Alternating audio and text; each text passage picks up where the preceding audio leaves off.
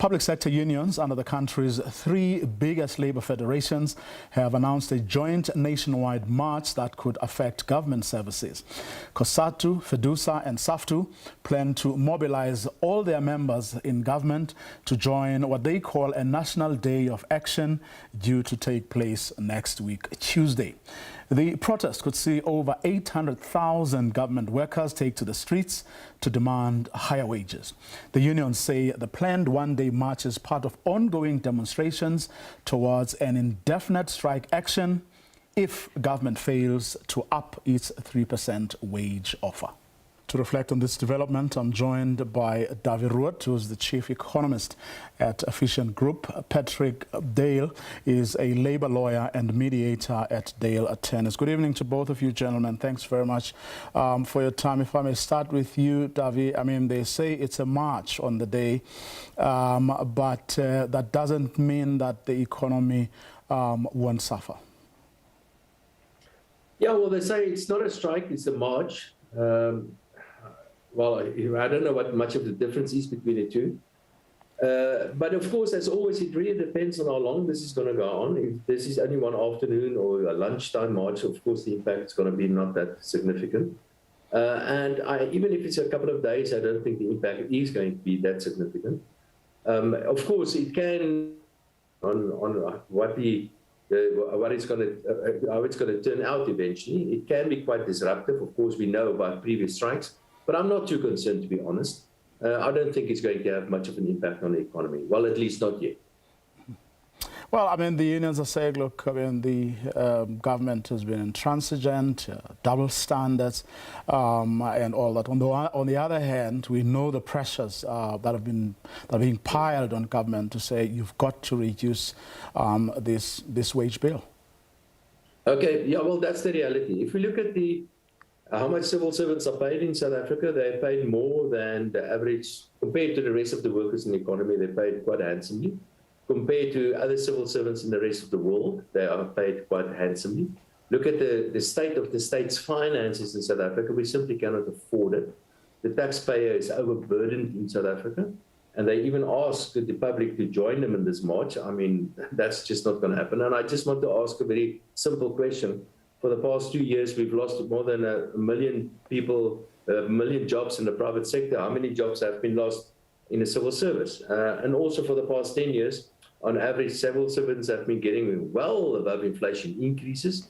And now they're getting an increase of 3%, which is too much in any event. I don't think that they have much of a foot to stand on to ask these kind of increases. The reality is that the economy is probably in a recession. We see an increase in unemployment and poverty in South Africa. And because of civil servants being overpaid in South Africa, that is actually contributing to the inequality in South Africa. So I don't think that, I think the civil servants in South Africa, they're complaining with the white bread under the arm. There's not much that they really can complain about if you compare it to the private sector and to many other countries in the world. The workers, of course, Patrick, I mean, hold a very different view to what Davi, I mean, just said. They do indeed. And good evening to you and the viewers. Yeah, from their perspective, it is true that generally speaking, looking narrowly at the microeconomics at the personal level, everyone is suffering from the pinch of high costs, rising living costs and falling income. So everyone is feeling the squeeze. In fact, just as much as the civil servants are. And this is their opportunity to open the gap between their income and their rising costs. So you can understand it from that point of view. But also that just in the short term past, they have not received the kinds of increases that have kept up with inflation. But as Darby correctly says, just from a macroeconomic and historic point of view, they are in a better place as a consequence of past increases over the last 10, 15, even 20 years of being above in inflation. So from a macroeconomic point of view, and on a comparative basis between their lot in life, their income, their state of job security, etc., they're on quite a lot better situation than those other employed who are more vulnerable to retrenchments.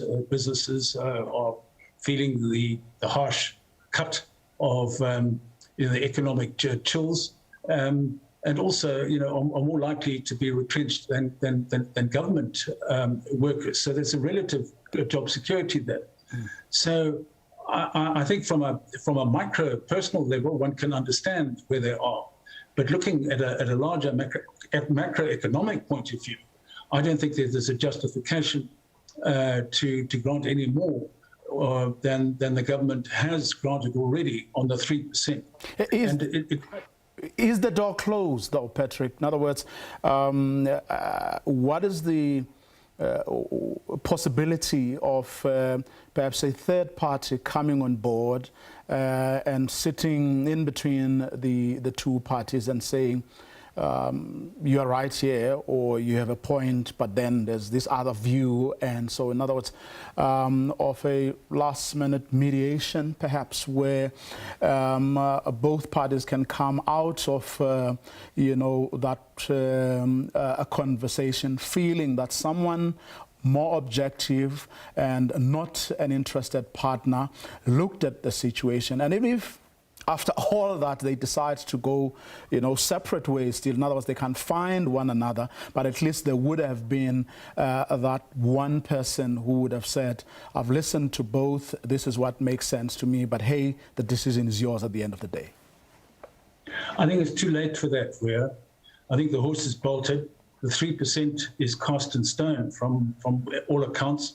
First of all, the one big union, a significant union, SABC, has already accepted it. It is a COSATU union.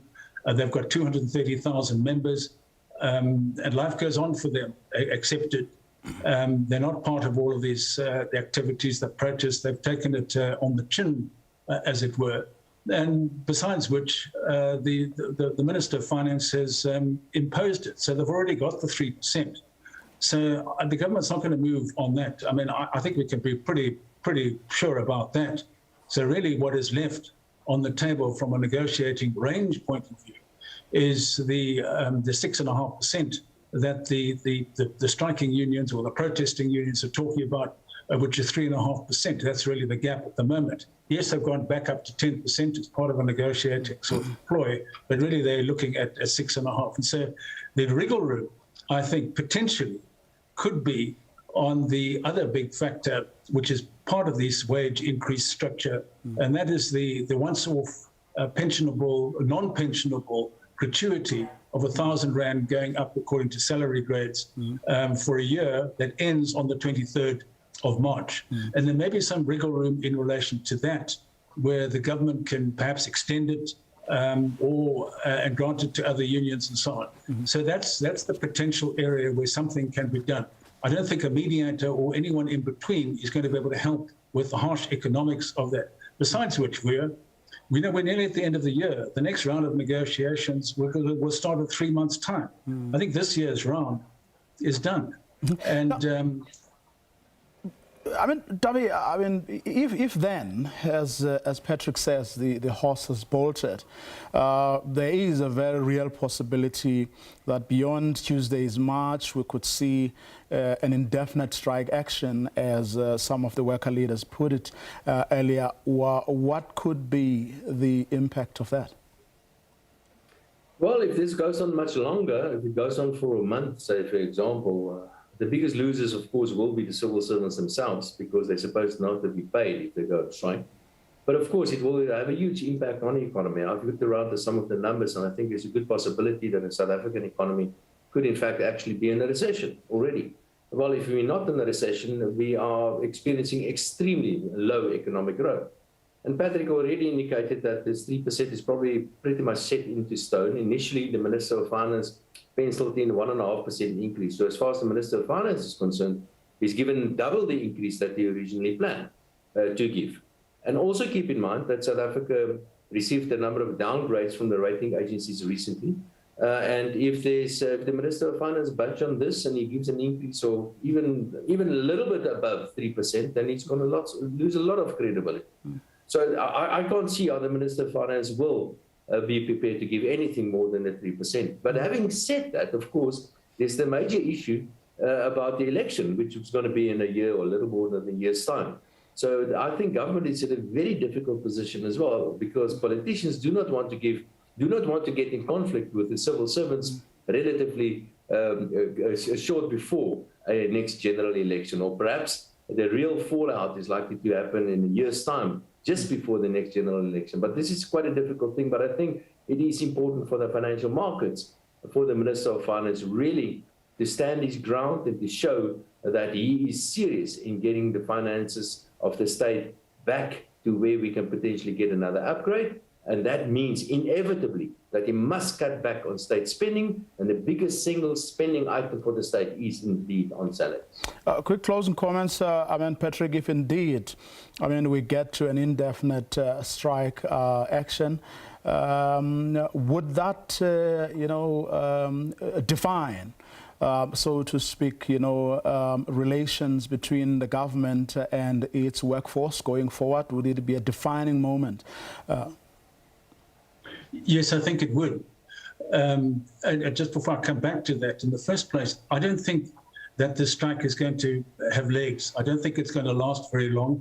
Remember, at the moment, they don't have the strike certificates at protest level, and one-day protest, and maybe a stop-start. Remember that organizing a strike is a horrendously difficult exercise.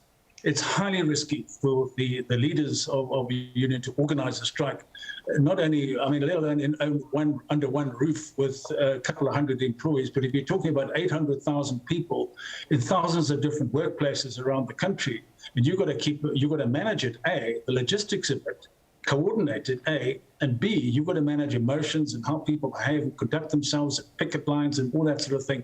It's a horrendously difficult thing.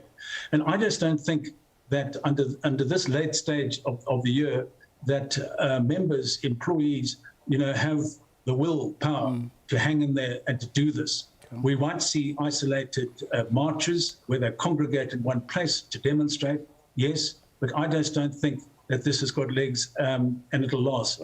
And yes, it will damage the relationships, already damaged relationships between the alliance partners between COSATU and ANC. It's already been damaged by the agreement, the 3-year agreement that the government said they couldn't fulfill, the unions said that they reneged on, and so on. So there's a major trust problem, and they are far from a happy house in that alliance. Yeah. Patrick Deale, David Rood, let me thank both of you for coming through for us this evening. Thank you. My pleasure.